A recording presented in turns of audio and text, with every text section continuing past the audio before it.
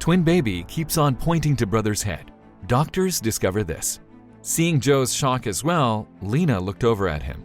Neither of them had ever heard of the condition the doctor described. Their minds were filled with questions as a result. The most important thing they were concerned about was the well-being of their baby. It would be fair to say that the Klein family lived a fairy tale life. While they had been together for years, they were happy, and they moved at a pace most of their friends could only dream of. Medical personnel were the only ones who could resolve certain issues behind closed doors.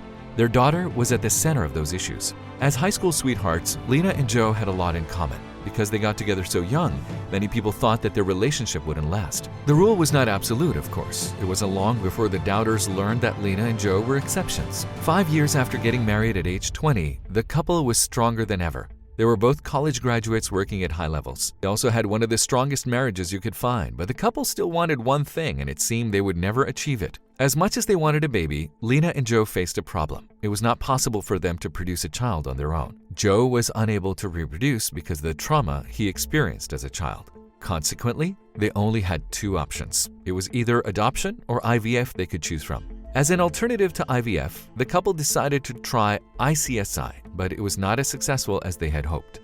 4 failed attempts later, they were starting to lose hope after being so hopeful at the beginning. They had been trying to have a child for 3 years and were starting to doubt whether they were meant to have one. However, things were about to change quickly. The cells seemed to take on the 5th and final attempt. Lena learned she was pregnant a few weeks after the doctor's visit, and the couple were thrilled. The couple's journey had only just begun. Baby-related ups and downs would occur earlier than expected, and they would need to deal with a lot of things at once. Their first doctor's appointment revealed that Lena and Joe would be expecting twins. When they learned it was a possibility, they were overjoyed. The pregnancy was characterized by only one high point. In the aftermath, the couple became confused and heartbroken as things started to spiral downwards. Lena's pregnancy was extremely difficult from the beginning, which indicated that something was wrong. It began with morning sickness, which was 100 times worse than any other woman would experience. In the following 9 months, she endured everything from cramps to stabbing pains that left her breathless. Lena was hospitalized several times during the 9 months. When she was 7 months pregnant, she encountered the last of those issues. In light of all the complications Lena faced, her doctor decided to put her on bed rest. There was a fear that she would give birth prematurely. There might be more serious consequences if this were to happen. The doctors calculated the dates perfectly, and on the 7th of March 2017, Lena received a cesarean so the babies could be born without any more complications. The delivery was an easy one, and within 1 hour of arriving at the hospital, Lena was holding her 2 sons, Toby and Matthew. The couple was delighted about finally having the babies they had always wanted, but their problems didn't end there. Soon after arriving home, Joe noticed that little Matthew was doing something whenever he was near his brother. He'd always point at his brother's head. At first, the couple thought it was just a cute thing that twins did, but they would soon learn that the baby was actually trying to tell them something incredibly important. As the weeks flew by, Matthew's odd behavior started getting worse. He was constantly pointing at his brother's head as if he were talking in code.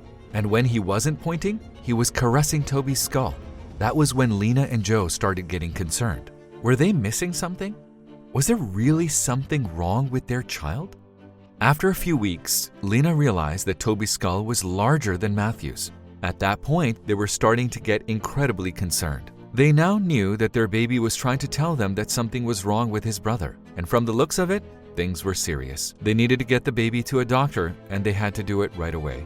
Lena called the pediatrician immediately, but her receptionist had some bad news. Even though she agreed that the situation was dire, there was nothing she could do. The pediatrician was on holiday, and she would only return the next morning. Could the couple wait? Would their son be okay? Or would it be too late? Knowing that they had no other choice but to wait, the couple booked the first appointment that was available the next morning. The night was an anxious one. Neither Lena nor Joe could get any sleep. They were incredibly concerned about their children, and they dreaded what they might hear once they visited the doctor. Were their fears valid, or were they misplaced? The very next morning, the couple was sitting in the pediatrician's office. They were nervous, and that only became worse when she invited them in. The couple told her what they had been experiencing since the babies were born. She was incredibly concerned by what she heard and told the scared parents that she needed to take their son for an MRI right away. What was she suspecting? Little Toby was placed on the large bed which moved into the massive machine. He was whimpering, and all his parents wanted to do was comfort him, but he needed to remain still. A few moments later, the picture started appearing on the screen before them. The doctor snatched the screen away before turning to face the couple. "You need to leave," the doctor said. Lena managed to hold her tears back until she stepped out of the room. But then she collapsed into her husband's arms and cried her heart out. She didn't know what was going on with her baby, but she could tell them that it wasn't good. She saw how the blood drained from the doctor's face, and Lena saw her swallowing the lump in her throat. Lena and Joe sat in the waiting room for what felt like an eternity. The minutes that ticked by felt like hours, and with each one that passed, they became more anxious. What did the doctor see on the scan? Why was the test taking so long? Was their son okay? Those were only some of the questions that were passing through her mind at the time. An hour later, the doctor returned to her office, but she didn't have Toby with her. Before his parents could ask any questions, the doctor motioned to her door. She had a disheartened look on her face, and the couple couldn't help but wonder what that was about.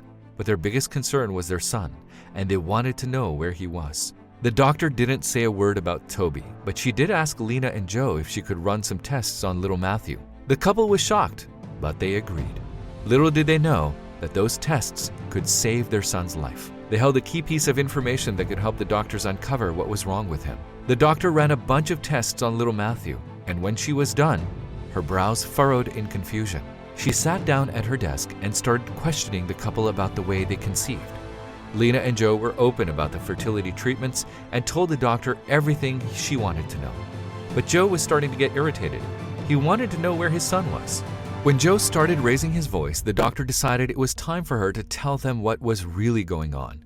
She informed Joe and Lena that Toby had been admitted to the hospital because he had a serious medical condition. But she didn't elaborate on what that condition was. Instead, she pulled out the baby's file and presented the couple with her findings. Lena looked down at the piece of paper that could only contain the results of a DNA test, and she was incredibly confused. That was until the receptionist arrived with another set of DNA test results. "Toby and Matthew don't have the same father," the doctor said, comparing the results. "I think Toby was conceived during one of the first rounds of treatment you received, but something seems to have gone wrong with the batch." "How's that even possible?" Lena asked, as she struggled to comprehend what she just heard. "It seems like there was a problem with defrosting the cell. That's why it took so long for him to be fertilized.